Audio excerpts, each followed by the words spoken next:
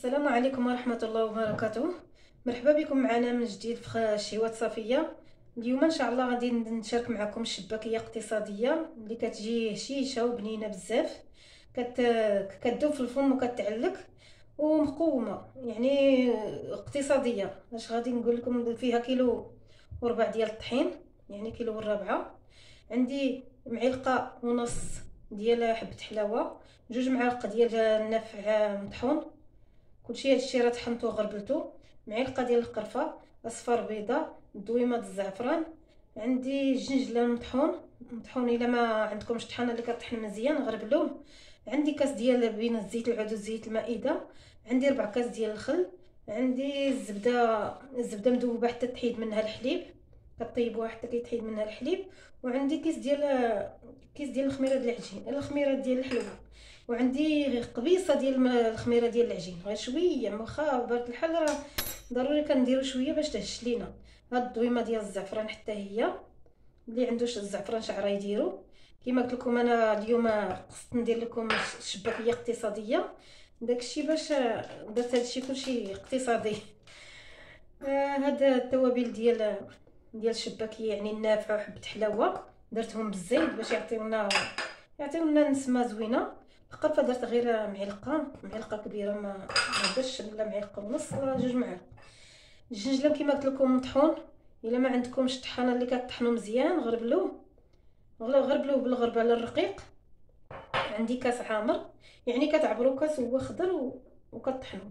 عندي كاس ديال الزيت كما قلت لكم مخلط بين المائده والزيت العود، اللي عنده الزيت حلوه يدير كاس كله. عندي كاس ديال الزبده نوازيط. صافي غادي نرمل هاد المقادير هادو، غادي نلبس هاد الطحين، غادي نلبسو مزيان بهاد الليدام حتى يتلبس.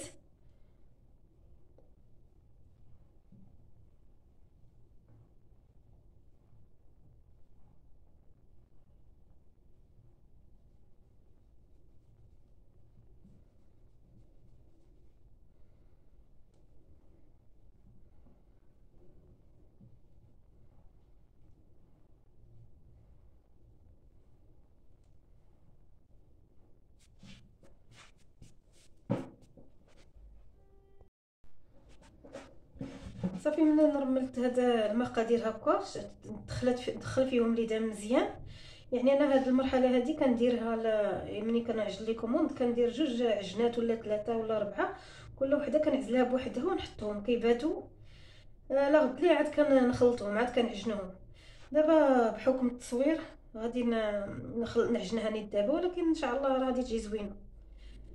غادي نزيد هاد الصفر ديال البيض، يعني داكشي باش ما كنديرش صفر البيض من الاول، اللي كيبغي يبيتها كيخليها حتى لا غدلي. نزيد عليها هاد 4 ديال الكاس ديال الخل، يعني ما تكثروش الخل حيت كيهشاشها اكثر من القياس، كتجي الشباكيه كتهرس ملي كتكثروا الخل. يعني غير 4 كاس في هاد المقادير هادي. راه هادي عامين حطيت لكم الشباكيه باللوز، هاد المره قلت نحطها لكم بالمقادير بساط واقتصاديين. عندي هنايا 2 كيسان ديال الماء الزهر، دفيتهم شويه، 2 كيسان ديال العنبه دفيتهم باش يسهل ليا يجمع ليا هاد العجينه هادي. فاش كتبات راه ما كتحتاج لا تدليك لا والو. دابا غنعطيها غير شويه دليك نجمعها وصافي. وحاولوا ما تجريوش العجينه، غادي تخلطوا غير بالقياس حتى تاكدوا منها راه تجمعات وصافي.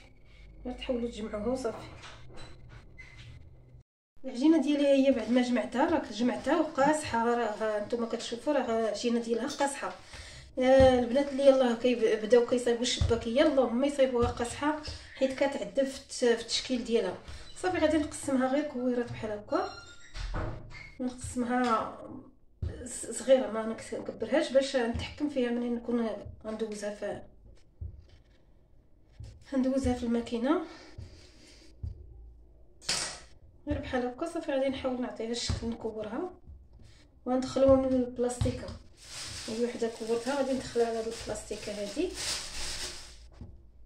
حتى ترتاح، وعاد نعاود نشكلها تاني ولا نشكلها نيت. بمره. بانت ليا رطبه، غادي نشكلها نيت بمره عاد ندخلها للبلاستيكه حيت ما كيخصهاش تورق بزاف، غير بحال هكا. هاد الطريقه هذه باش كنخدم انا ملفه، باش كنخدم الشباكيه ديالي، كتعطيها الطريق وكترتبها، يعني كتقادها مزيان.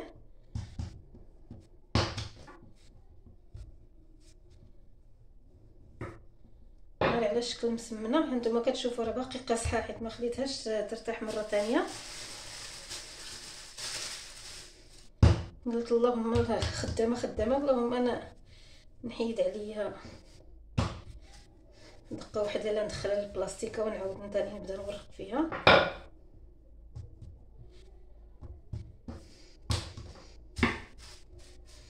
كما قلت لكم راه اللي بغى الشباكيه باللوز راه عندي في القناه، غير هذا العام راه كاين الغلا الله يستر. هاد الغلا اللي ولا قلنا نديرو شي حاجه اللي اقتصاديه وكتجي بنينه نيت. هانتوما كتشوفوا راه مقومه، يعني عامره قوام. نستمر حتى ندير هاد العمليه كلها، نقادها بحال هكا عاد نرجع معكم. صافي العجينه ديالي بعد ما خدت الراحه ديالها، غادي نحاول نقسمها باش نورقها ونقسمها. غنورقها غير شويه بحال هكا، مازال ما ارتحتش مزيان، ولكن انا غادي نبدا فيه الخدمه غير بحال هكا. نتوما كتشوفوا راه العجينه قاصحه، راه قد ما كتكون العجينه قاصحه قد ما كتعطيكم النتيجه زوينه، حتى في التشباك ديالها كتوقف، ما كتجيش طايحه. التشبيكه ديالها ما كتجيش طايحه. صافي انا كنقسمها غير بحال هكا بهذه الطريقه هذه. ندير لها كامله بحال هكا وغادي نولي نيت ندخلها للبلاستيكه، حيت راه كتيبس الا ما ديتوش البلاستيكه ديالها كتيبس. صافي غادي نخدمهم كاملين بحال هكا وعاد ديك الساعه غندوزهم للوراقه. بعد ما استراحت العجينه ديالي كنخدم فيها دابايا.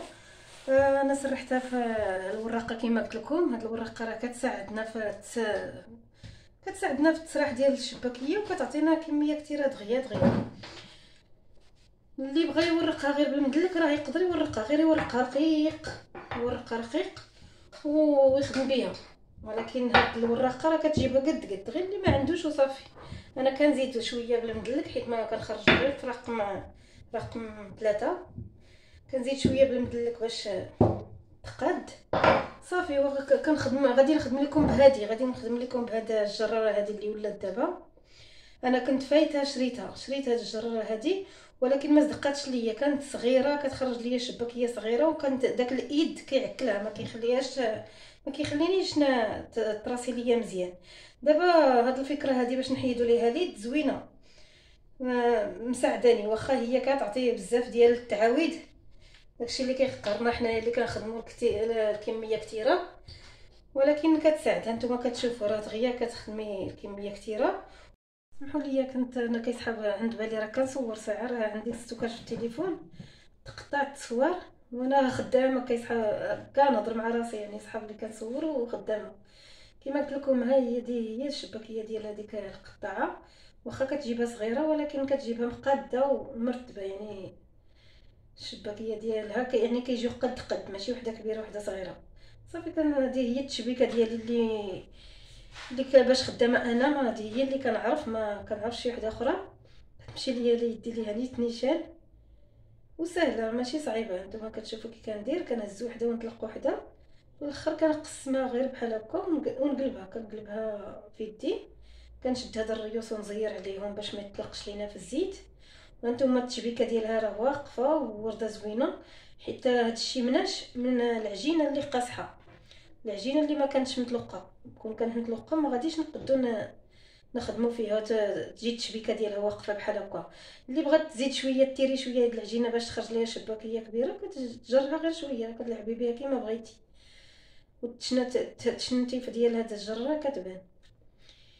يعني لقيتها سهله، لقيتها شي حاجه اللي عمليه وفي نفس الوقت اللي ما كتبغيش الشباكيه صغيره راه كتخرجها صغيره، وكتخرج ديك العجينه اللي كنعاودوها اللي كتجي قاصحه ما كتبغيش كاع تخدم. هذا هو العيب، هذا هو المشكل ديالها. صافي غير بحال هكا شبيكتي. نعاود معكم كيفاش كنشبك بحال هكا.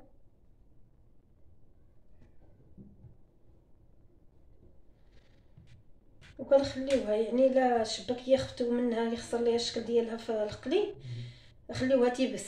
يعني تحطوها في شي بانكول ولا للسطح ولا الشرجم حتى تنشف مزيان بحال الحلوه د اللوز. عاد دوزو تقليوها. حيت انا كان عندي المشكل في البدايات ديالي، كانت كتنفخ ليا وكيخسر ليا الشكل ديالها، وانا وليت كنخليها حتى تنشف. بعض المرات الا ما عنديش الوقت فاش نقلي، يعني كيوصل عليا الظلام كيخلط عليا الليل مازال ما ساليتش، كنخليها تبات حتى لا غدلي. غير ما تغطيوهاش باش ما تخمرش، خليوها منها للهوخ وخليوها حتى لا غدلي. عاد قليوها راه ما كيطرى ليها حتى حاجه. يعني شي حوايج اللي كنقولوهم راها على التجربه، ماشي غير نو كنقولوها حيت جربنا وعاودنا. اللي كيخدم هادشي اللي غادي يعرف اش كنقول. حيت حتى انا فاش يلا بديت كانت ما كنساليهاش بكري، نقلي في الليل وما كيبانش الطياب ديال الشباكيه وما كتنشفش، يعني كيخسر الشكل ديالها. ايوا شويه بشويه وغاديين وحنا كنتعلموا حتى تعلمنا هاد البركه هادي وحنا خدامين به. صافي دابا غادي ندوز نقلي الاولى، هذيك اللي خدمت الاولى غندوز نبدا فيها القلي ونخليها هادي تنشف مزيان، عاد نقليها حتى هي. بعد ما ساليت الشباكيه ديالي درت الزيت كتسخن في المقله وجربتها بواحد شويه د العجينه نشوف واش سخنات، حيت الا بردات باقي بارده الزيت راه كتشربها الشباكيه. يعني ملي كتهز ديك العجينه الفوق عرفي راه الزيت سخنات وصلت درجه الحراره اللي محتاجه. صافي كنحاول كنرمي كنسبق ديك الشباكيه باش بديت هي اللي كنرمي هي الاولى، عاد كنتبع عليها الاخرى. كما قلت لكم راه خصها تنشف. نقص العافيه باش تيجي ليا الطياب ديال الشباكيه هو هذاك. كما قلت لكم انا مولفه كنقلي في الكوكوط، ولكن كتعرفوا راه الزيت دابا ولات ماشي غير غاليه. نقلي نيت في المقله، غير خصكم تديروا الزيت كثير، ما تديروش غير القياس ديال غير شويه الزيت باش تغرق الشباكيه باش تلقى فين تحرك. وانا كنحركها غير بهذا الكردون هذا بهذا العود ديال الشوا باش كنحركها باش ما تهرش. يعني في الكوكوط راه كنحرك بالمغرفه حيت غرق الكوكوط والزيت كثيره، يعني كتدورها وكتطيب. في المقله راه غير بهذا العود ديال الشوا باش غادي نقليها. اللي شفتها طلعت فيها الطياب كنحاول نقلبها باش يجي الطياب ديالها زوين، يجي الطياب واحد. صافي غير بحال هكا كنستمر حتى كنحركهم غير بحال هكا. اللي شفتها بدا فيها الطياب كنقلبها باش تاخذ نفس اللون. والعافيه ما تكونش مجهده، حيت فاش كتكون مجهده كتكون الزيت سخونه والعافيه مجهده كتخطف لينا الشباكيه، ما كيكونش فيها داك اللون داك الطياب الزوين.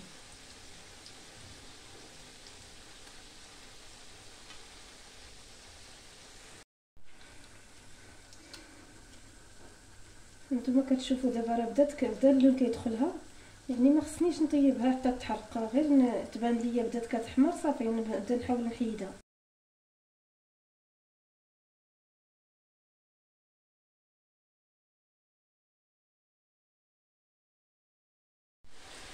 ملي نطبت هذيك القليه رميت القليه الثانيه.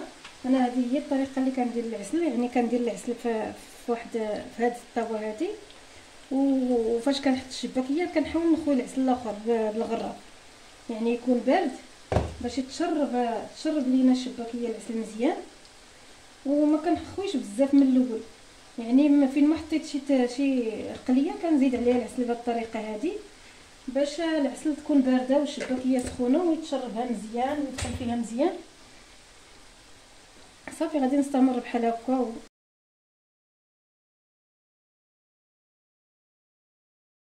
الشباكيه ديالي بعد ما طيبتها وعسلتها كنديرها في هذا الكسكاس حتى كتقطر. نتوما كي كتشوفوا التشبيكه ديالها كي كتجي حبه بحال اختها كلها مقادها وفي الطياب وفي كل شيء.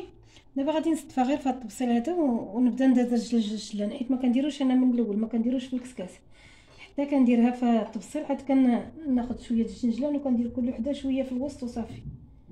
صافي غنصطفيها بهذه الطريقه هذه كلها ونعاودو نتلاقى معكم. هذا هو الشكل النهائي ديال الشباكيه ديالي. نتمنى تعجبكم وتجربوها. نتوما كتشوفوا كل وحده كتجي قد اختها، والتعليق ها نتوما كتشوفوا باينه. ديما كنهز انا هاد التبويقات اللي كيشربوا العسل. هانتوما كي كتشوفوا كي كتجي، ها كتجي معسله وهشيشه، يعني كتذوب في الفم وخفيفه. هذه الشباكيه ديال الجنجلان كتجي خفيفه، ما كاينش اللي يقص حالنا، ماشي بحال ديال اللوز كيقصح الشباكيه الا كثرتيها فيه ولا. ولكن حتى هذه راه كتجي بنينه بزاف. نتمنى تجربوها وتعجبكم بالصحه والراحه.